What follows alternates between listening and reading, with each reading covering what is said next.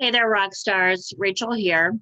I was just reflecting back on last week and the patients that we were taking care of in clinical, and remembering that we had a whole lot of patients that were CIWA protocols. Okay, CIWA, CIWA, Clinical Institute for Withdrawal Assessment of Alcohol, CIWA. It's a 10-question score that helps to assess where a patient is in alcohol withdrawal. So as I went for my vodka tonic tonight, I thought it over and said, perhaps I shouldn't have one. But that's mostly because I'm not a vodka tonic type of girl. I'm more of a Miller Lite type of girl. But what is an okay amount of alcohol to drink? So I started thinking about this and researching this. And I think most of us know through our nutrition classes that the amount of alcohol that is okay to drink is quite minute compared to what is socially acceptable in America. So in America, I think it's pretty socially acceptable to binge drink, to overdrink. But what is the okay amount that is healthy? And that is about one drink per day.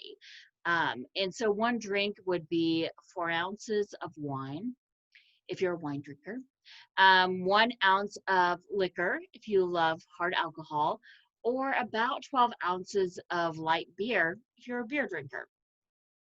And you can't bank all that and have it all on one day. So it's not like you can go 5 days, Monday through Friday, without drinking, and then on Saturday have 6 of your beers, because over 4 drinks is considered binge drinking. So 4 drinks in one setting is binge drinking.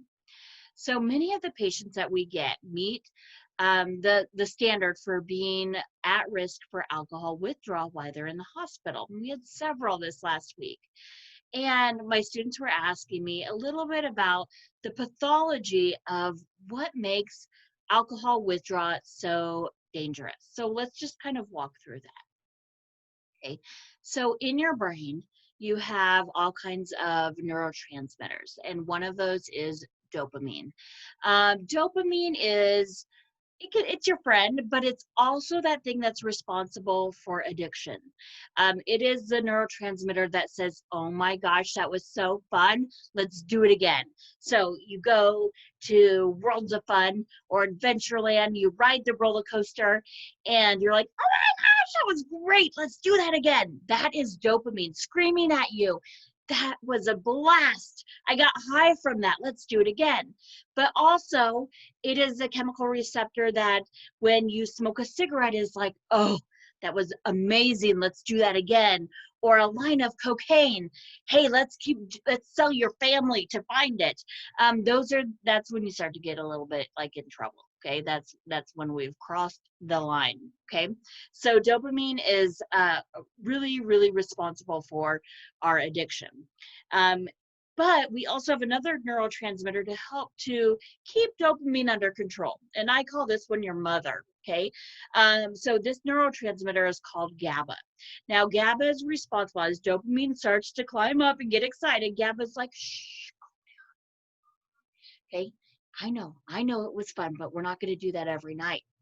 And so you have a balance there in a healthy brain of dopamine and of GABA.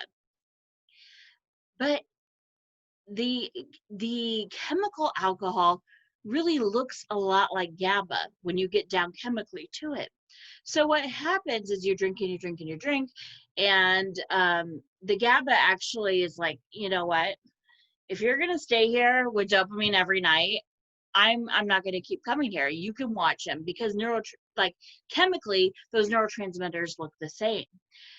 So as somebody drinks alcohol over and over and over again for a long period of time, the dopamine is going to be hampered by the alcohol that a person takes in.